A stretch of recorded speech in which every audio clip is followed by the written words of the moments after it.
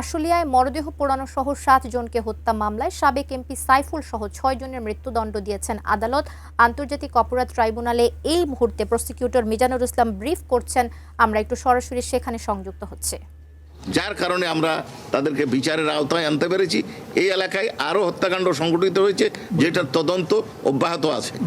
অর্থদণ্ড দিয়েছে, সেটা যদি বলবেন। অর্থদণ্ড কি হ্যাঁ, অর্থদণ্ড সুনির্দিষ্টভাবে বলা কঠিন, তবে একজনের এমপি সাহেবের যাবতীয় সম্পদ বাজেয়াপ্ত করেছেন, আর অন্যান্যদের কারো 50,000, কারো 1 লক্ষ টাকা, কারো 10,000 টাকা এইভাবে জরিমানা দণ্ড করেছেন। জি, 24 জন সাক্ষী দিয়েছেন।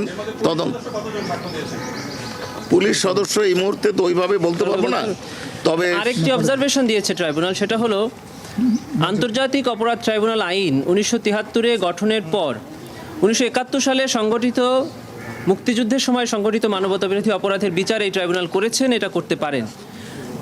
তার সাথে সাথে ট্রাইব্যুনাল বলেছেন যে জুলাই গণঅভ্যুত্থানে যে মানবতাবিরোধী অপরাধ সংঘটিত হয়েছে সেই অপরাধের বিচার করার ইখতিয়ার এই ট্রাইব্যুনালে আছে। এটি ট্রাইব্যুনাল প্রথমে অবজারভেশন দিয়েছেন এবং মৃত্যুদণ্ড প্রদানের ক্ষেত্রে বলেছেন যে আমাদের এই আইনে সেকশন 5(2)তে যারা সাবঅর্ডিনেট আছে তাদেরকে শাস্তি দেওয়ার ক্ষেত্রে মিটিগেট করা, অর্থাৎ শাস্তি কম দেওয়ার সুযোগ এই আইনে আছে। তবে এই আশুলিয়াতে যে নৃশংস ঘটনা ঘটেছে এবং যাদেরকে মৃত্যুদণ্ড দেওয়া হয়েছে তারা এই মিটিগেটিং ফ্যাক্টর পাওয়ার যোগ্য নয়, সুবিধা পাওয়ার এবং তারা এই মিটিগেটিং ফ্যাক্টরের সুবিধাটা তারা পাবেন না, কারণ তারা কেউই এই অপরাধের সংগঠনের ক্ষেত্রে কোনো ধরনের শিথিলতা প্রদর্শন করেননি।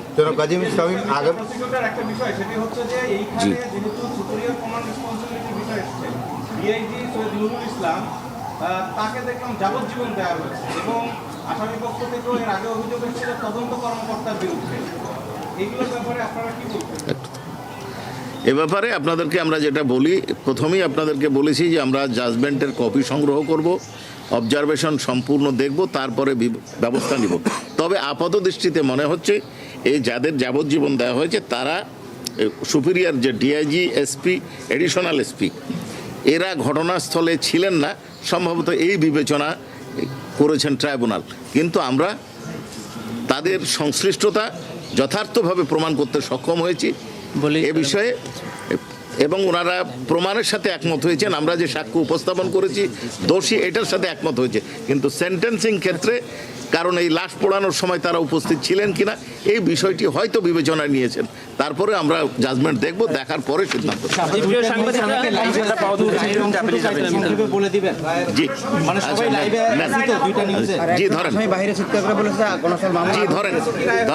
জি, আজকে আন্তর্জাতিক অপরাধ ট্রাইব্যুনাল 2 তার প্রথম রায়ে ঘোষণা করেছেন। সেই রায়ে মোট আসামি ছিল 16 জন। তার মধ্যে অন্যতম ছিলেন স্থানীয় এমপি সাইফুল ইসলাম, তাকে মৃত্যুদণ্ড দেওয়া হয়েছে। আশুলিয়া থানার ওসি AFM শাহেদ রনিকে মৃত্যুদণ্ড দেওয়া হয়েছে। এসআই আব্দুল মালেককে মৃত্যুদণ্ড দেওয়া হয়েছে। এএসআই বিশ্বজিৎ শাহকে মৃত্যুদণ্ড দেওয়া হয়েছে। কনস্টেবল মুকুল চোকদারকে মৃত্যুদণ্ড দেওয়া হয়েছে। রনি ভূঁইয়া যুবলীগ সদস্য, তার মৃত্যুদণ্ড দেওয়া হয়েছে। যাবজ্জীবন কারাদণ্ড, অর্থাৎ মোট 6 জনের মৃত্যুদণ্ড দেওয়া হয়েছে। যাবজ্জীবন কারাদণ্ড দেওয়া হয়েছে 7 জনকে। তারা হলেন DIG Syed Nurul Islam, SP Asaduzzaman Ripon, additional SP Abdullahil Kafi, additional SP Shahidul Islam, inspector তদন্ত Masudur Rahman, inspector operation Nirmal Kumar Das, inspector DB Arafat Hossain Arzu. 7 বছরের কারাদণ্ড দেওয়া হয়েছে এসআই আরাফাত উদ্দিন এবং এএসআই কামরুল ইসলাম, অর্থাৎ 2 জনকে। এবং অপর আসামি এসআই আফজালুল হক, তিনি ট্রু এবং ফুল ডিসক্লোজার করে অনারেবল ট্রাইব্যুনাল যে শর্ত দিয়েছিলেন যে পূর্ণাঙ্গ সত্য প্রকাশ করবেন ঘটনার, সেইটা প্রকাশ করায় তাকে মুক্তি দেওয়া হয়েছে।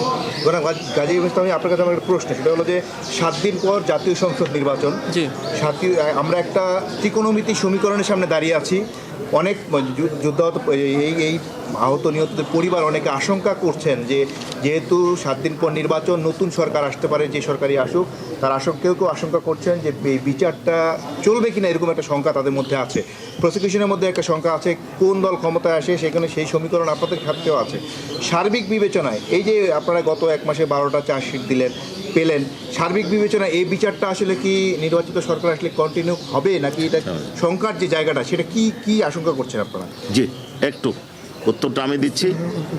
আমরা প্রসিকিউটরগণ এই ব্যাপারে চিন্তিত নই, বিভ্রান্ত নই, এবং আমরা মনে করি না যে প্রসিকিউশন সরকার পরিবর্তনের কারণে বা প্রসিকিউশনের কোনো সদস্য পরিবর্তন হলে বা না হলে বিচার প্রক্রিয়া স্থিমিত হয়ে যাবে বা থেমে যাবে বা ধীরগতি হবে, এটা আমরা মনে করি না। বাকি রাজনৈতিক বিষয়ে মন্তব্য করার কোনো ইচ্ছা আমাদের নেই।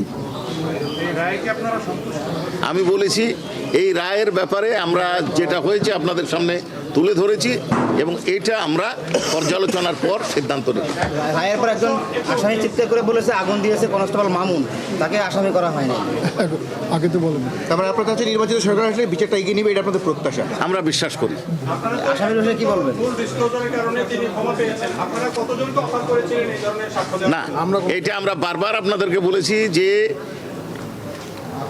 অ্যাপ্রুভার করার কোনো এখতিয়ার বা প্রস্তাব দেওয়ার সুযোগ প্রসিকিউশনের নাই। এটা আসামি দেয়, অনারেবল ট্রাইব্যুনাল একমত হলে এটা গ্রহণ করেন।